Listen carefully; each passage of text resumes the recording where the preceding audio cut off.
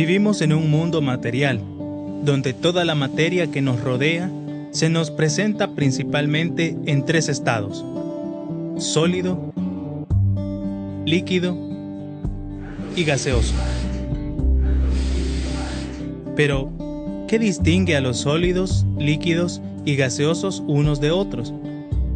La materia la podemos apreciar desde dos puntos de vista: desde una visión microscópica, desde la cual la estudiamos como una agregación de átomos y moléculas, y por otro lado, desde la visión macroscópica, la que experimentamos a través de nuestros sentidos, como el color, la apariencia, la forma y el tamaño. Una pequeña reflexión nos hace intuir que las propiedades macroscópicas, el color, la forma y el tamaño, deben de estar relacionadas por lo que sucede a nivel microscópico, o sea, en el nivel atómico y molecular. La materia es todo lo que tiene masa y ocupa un espacio. Otra definición de materia incluye que la considera como todo aquello que puede ser sujeto a mediciones. Todo cuanto podamos imaginar, desde un libro, el agua que bebemos o incluso el aire que respiramos, está hecho de materia. Las estrellas del universo, la luna y nosotros, los seres vivos, estamos hechos de materia.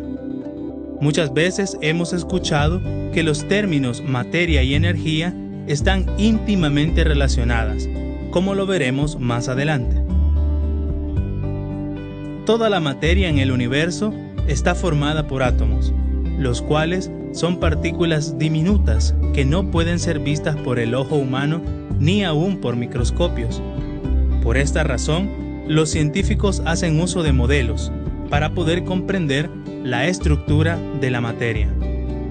Por ejemplo, podemos imaginar a los átomos como pequeñas esferas, tal como canicas en este recipiente. Como expresamos al inicio, la materia se presenta en tres estados o formas de agregación: sólido, líquido y gaseoso. En cada estado o fase, la materia tiene propiedades diferentes. ¿En qué se distinguen uno del otro? Para entender los diferentes estados o fases en los que la materia se presenta, es necesario comprender el concepto de la teoría cinético-molecular de la materia. Esta tiene muchas partes, pero introduciremos solo algunas. Todos hemos observado la forma en que el agua hierve al calentarse. Muchos pensamos que las burbujas formadas son de aire que por el movimiento del agua son llevadas hasta el fondo del recipiente.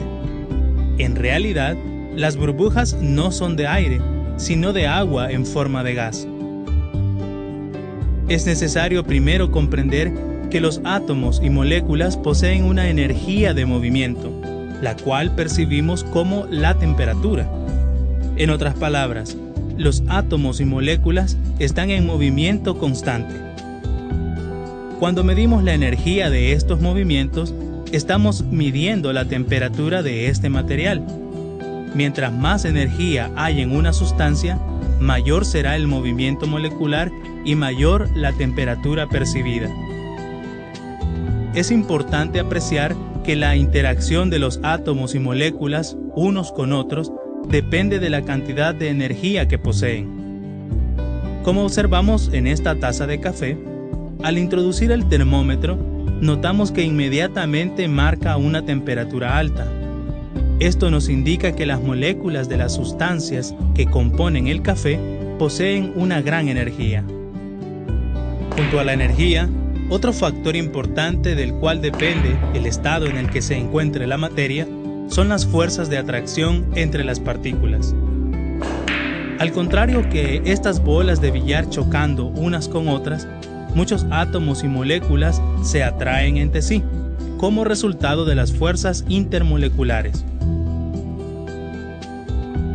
Los átomos y moléculas que tienen relativamente pequeñas cantidades de energía y por tanto de movimiento, interactúan fuertemente entre sí, manteniéndose muy cercanas unas de otras, mientras que aquellos con relativamente altas cantidades de energía interactúan poco.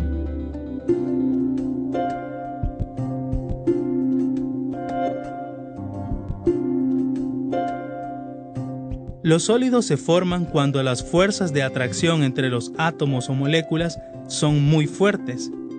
Las partículas poseen muy poco movimiento y de hecho únicamente vibran sin desplazarse. Los átomos o moléculas de los sólidos se encuentran en un alto grado de ordenamiento, ocupando cada unidad una posición fija con respecto a los otros. Por la fuerte atracción entre las partículas, los sólidos tienen una forma y un volumen definido. Como observamos, aunque cambiemos de posición a los sólidos, estos no varían de forma ni de tamaño. Con esta actividad se estudiará el arreglo de las partículas que conforman los materiales sólidos.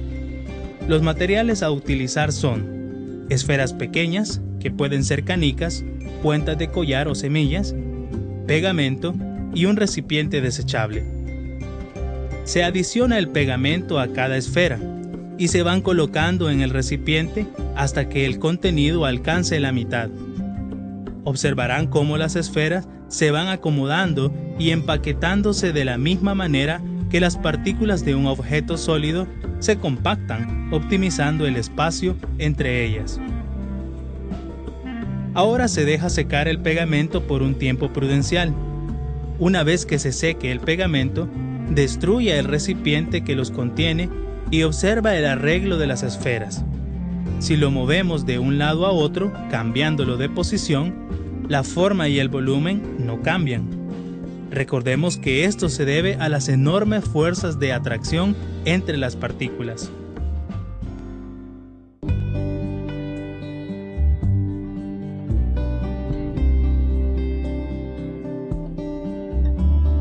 Las partículas de los líquidos tienen un grado de atracción intermedia entre los sólidos y los gases.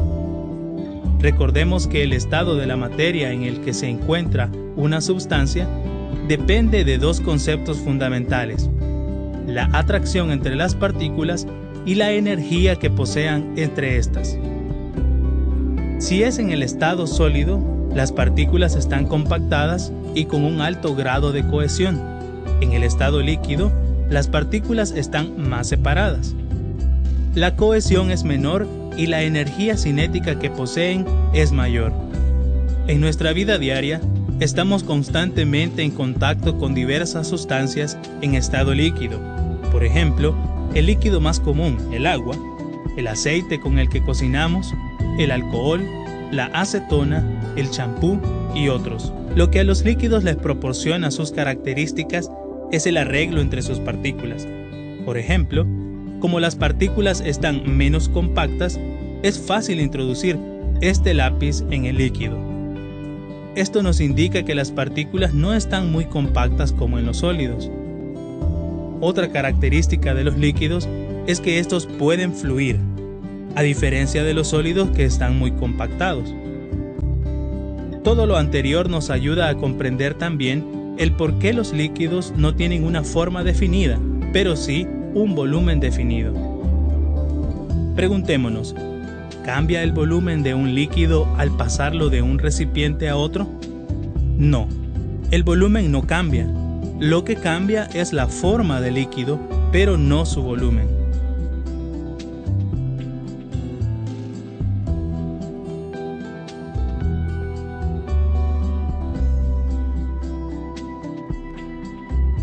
Los gases poseen una cohesión casi nula entre sus partículas. Se encuentran prácticamente libres, de modo que son capaces de distribuirse por todo el espacio en el cual están contenidos. Como observamos, la separación entre las partículas es muy grande, casi no se tocan. Y por la gran energía cinética que poseen, se distribuyen, como mencionamos anteriormente, en todo el espacio que los contiene. ¿Por qué se mueve el objeto frente al ventilador? ¿Qué es lo que lo empuja? ¿Qué hay dentro de esta bolsa plástica? ¿Podemos observar el contenido?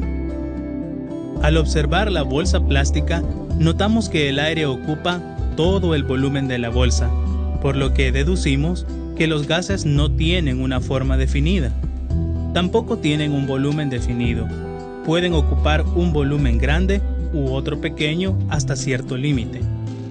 Nuestro sentido del olfato detecta las partículas gaseosas que se encuentran en el ambiente. De esta forma es que, aún a cierta distancia, podemos distinguir la presencia del perfume de una flor, los olores de los alimentos y los olores característicos de ciertos materiales. Esto es gracias a que las partículas en estado gaseoso poseen una gran energía cinética para desplazarse en un gran espacio. En general, todo lo que percibimos a través del olfato son partículas en estado gaseoso. Un resumen de las propiedades de los gases es la ausencia de forma y volumen definido.